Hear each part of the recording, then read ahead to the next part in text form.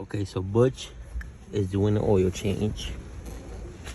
And we're gonna do a nice prank on him. We're gonna disconnect one of the cylinders so it can misfire when he turns it on. See if he figures it out. Stay tuned for part 2.